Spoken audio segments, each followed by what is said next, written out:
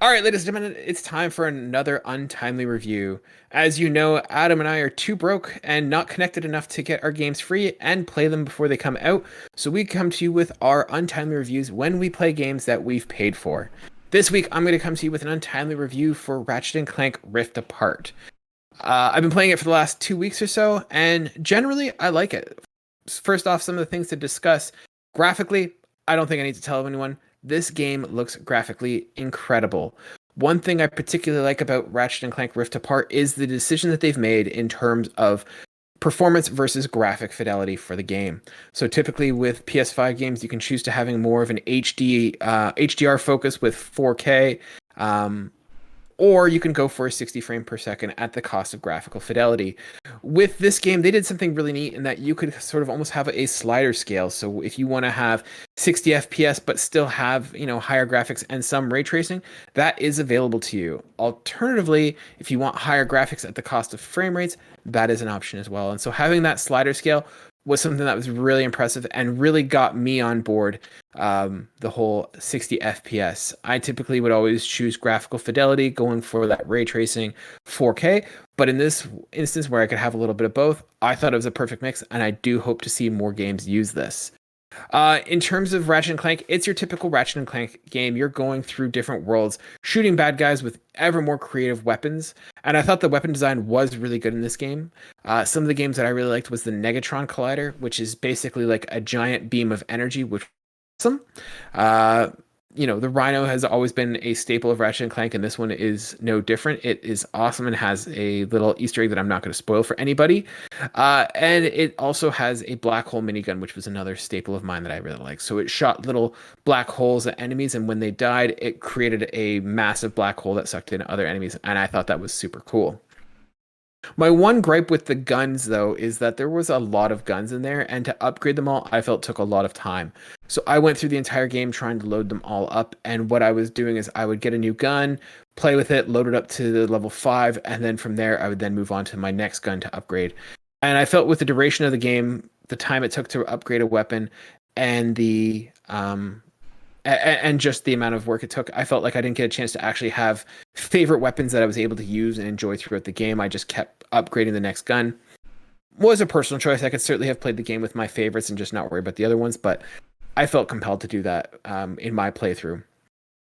In terms of story, you are Ratchet and Clank. You have just saved the galaxy yet again, and in a celebratory parade, Ratchet is gifted a dimension gun by Clank in order to go reconnect with his long lost Lombax race.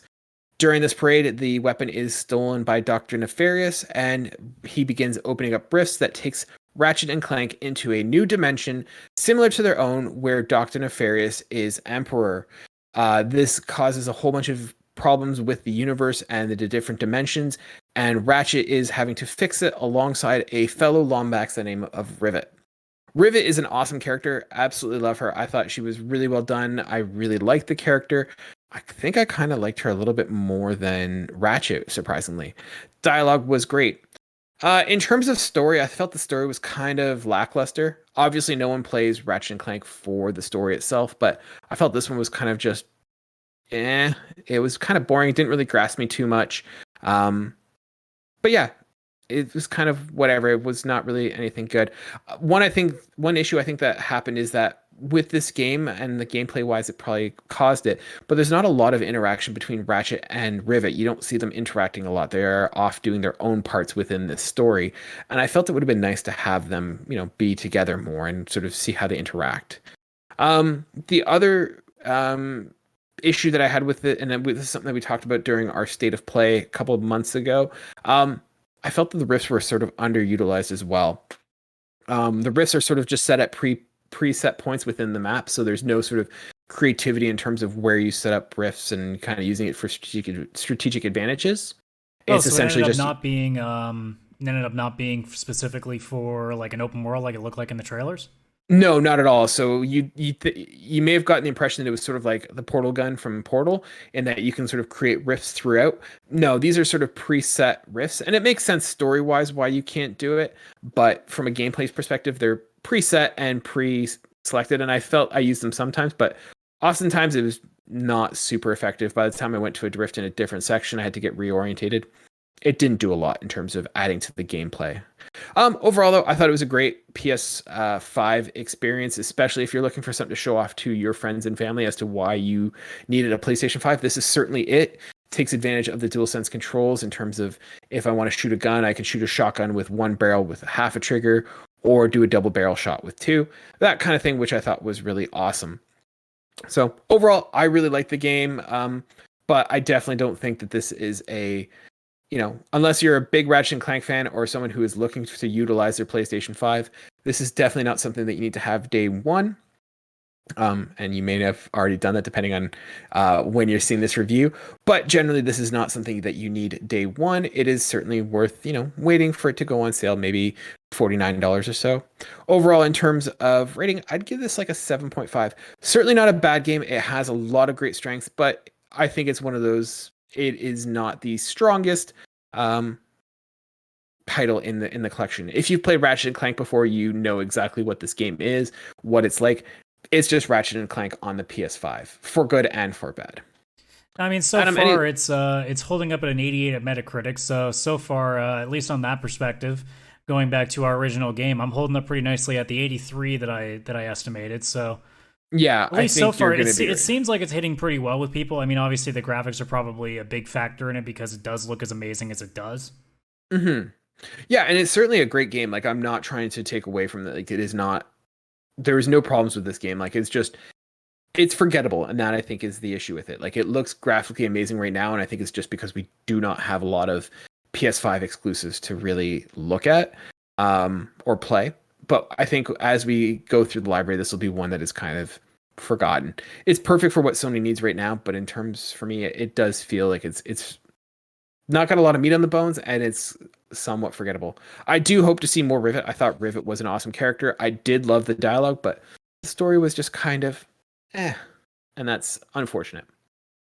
Yeah, but I mean, like we've said before on the show many times, like, we're talking about early new generation, so a lot of it's going to be focused on the looks, a lot of it's going to be focused on like some quirks here and there as they try to figure it out. So I mean, I guess the honest question is, do you think there's a good foundation for, a future game to really turn heads now that they've got a better handle of things, if they, do a second one of these games on the same platform?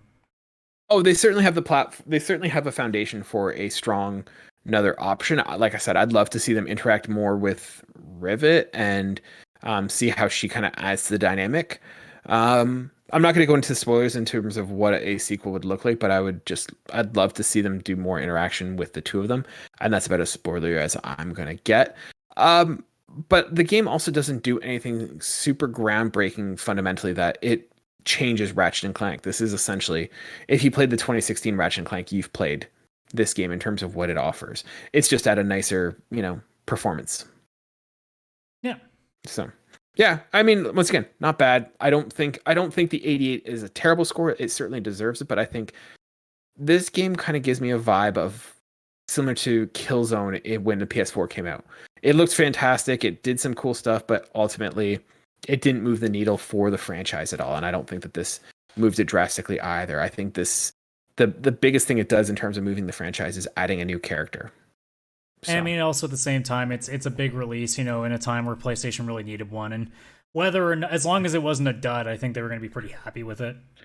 Yeah, this is definitely not a dud at all. And I think this game got launched at the perfect time. I think, not at the beginning of the console where there's a bunch of other titles to compete with, but not later in the generation where you're going to have a lot of, competition. I think this came at exactly the perfect spot.